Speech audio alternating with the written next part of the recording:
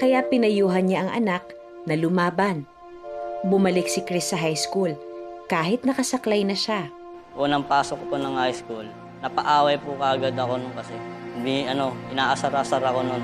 Pelay. Wala, di ka makakatakbo. Di mo ako mahabol. Huwag kang mahiya na. Huwag mong isipin yung mga sinasabi ng mga tao. Hinahatid ko siya na nagsasaklay. Hatid ko siya sa may high school, tapos susunduin ko na naman siya pabalik. Hoy, Pilitod! Tara, basket tayo. Di ba, magaling ka? Tara, laban tayo. Ayaw mong basketball? Habulan na lang.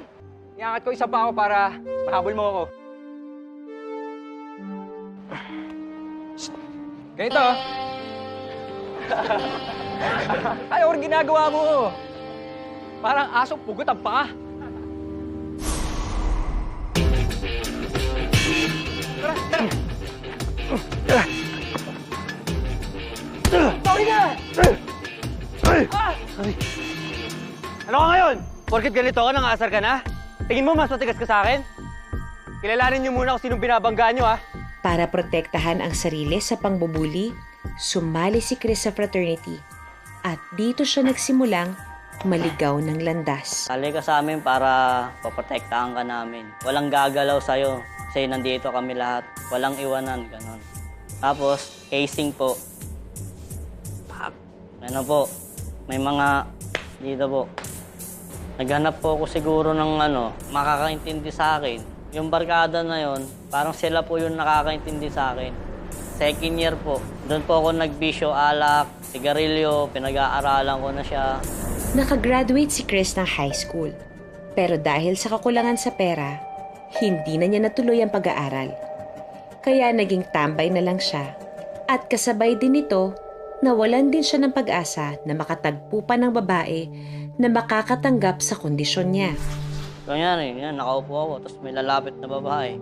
Kapag tumayo na ako, ay, pilay ka pala, gano'n. Tapos wala na, alis na. Nawalan po ako ng gana. Wala na, pabigat na lang ako dito sa bahay. Ang hindi niya alam, isang babae ang magbibigay sa kanya ng inspirasyon at dahilan para mabuhay ulit. Si Gemma Liames. Nakilala ko po si Chris sa boyfriend ng kapatid ni Chris. Classmate ko po yun nung first year college. Ngayon, second year na po ako nun. Ipini-M niya sa akin na, Gemma, text mo nga kahit gawin mong textmate to kasi naghanap to ng kaibigan, ganyan. Ngayon, di pini-M ko, kamusta, ganyan. Hanggang sa ang ginawa sa akin ni Chris, hindi niya na ako tinigilan. At dahil sa text lang sila nag-uusap, hindi sinabi ni Chris kay Gemma ang totoong kondisyon niya. Hanggang sa nakita na sila sa Word of Hope Church kung saan miyembro ng choir si Gemma. Napansin niya yung ko, pero hindi naman niya hinusgahan. Oh, ba't ka pilay? Ganon. Wala naman siya sinabi. Hindi ako tumitingin sa itsura ng tao. Sa ugali ako tumitingin. Okay naman po siya. That time, ang ko lang sa kanya, kaibigan. Yung naramdaman ko, tuwan-tuwa ako, parang eto na yun eh. Parang eto na yung para sa akin. Kasi yung ibang babae, makita ka lang, parang gumagawa na kaagad ng dahilan para maghiwalay kayo. Di katulad niya, unang kita ko pa lang, parang close na kami. Hi, Gemma. Happy birthday! To. Next week pa ang birthday ko, Siyempre, gusto ko unang bumati sa'yo, no? Saka ako nag-bake niyan. Gawa mo. Oo! Thank you.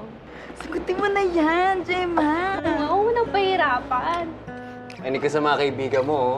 Gaganda ng mga advice. Ayoko, hindi pa ako tapos mag-aral. Hanggang magkaibigan muna tayo. Okay lang yan. Hanggang yung kaibigan maging kaibigan. Naku, hindi mangyayari yun. Mangyayari yun. Maniwala ka sa akin. Ewan ko sa'yo. Makalipas ang mahigit 1 taong panliligaw, sinagot na ni Gemma si Chris. At mula noon, ginabayan na siya ni Gemma para ayusin ang kanyang buhay. Dahil kay Gemma, nalayo ako sa barkada. Naiwasan ko yung mga bisyo. Binabawalan niya ako. Yan, dapat pag uminom ka, di ka tulad ng dati na lugmok ka na umuwi. Ganon. Kasi dumating po talaga sa akin si Chris, wala talagang alam-alam. Walang alam sa mundo. Parang Walang SS, walang ID, walang PhilHealth, wala po talaga. Pag-ibig na ID tin. Hanggang sa unti-unti. PWD siya. Kinuhaan ko din siya ng PWD ID.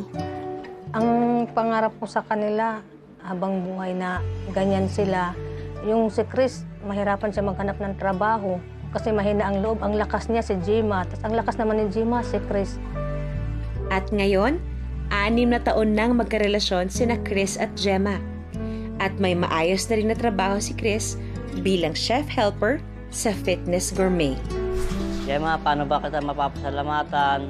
Maraming salamat sa'yo kasi ikaw yung nagbuo ng buhay ko. Ikaw yung inspirasyon ko. Ikaw yung lakas ng loob ko. Sa'yo ko humuhugot. Lahat ng kailangan mo ibibigay ko. Dahil dyan, tanggapin mo tong regalo ko. Isang selfie stick. Dahil dito, mabubuo natin yung mga alaala natin dalawa sa isa't isa at mababalikan natin. Ba? Ako iyak. Loko ka. Ayaw mo lang akong picturean eh. Kaya nagbilang mo ko ng selfie stick.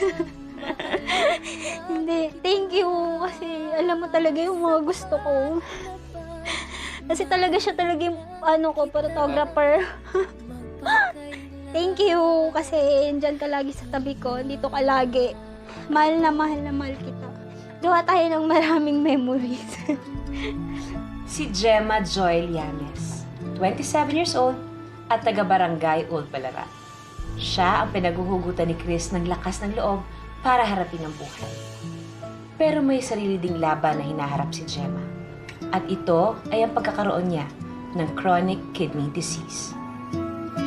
Pinagpipray ko kay Lord. Lord, ang daming tao, ang daming nagda-drugs, mamamatay tao, magnanakaw. Bakit sa akin?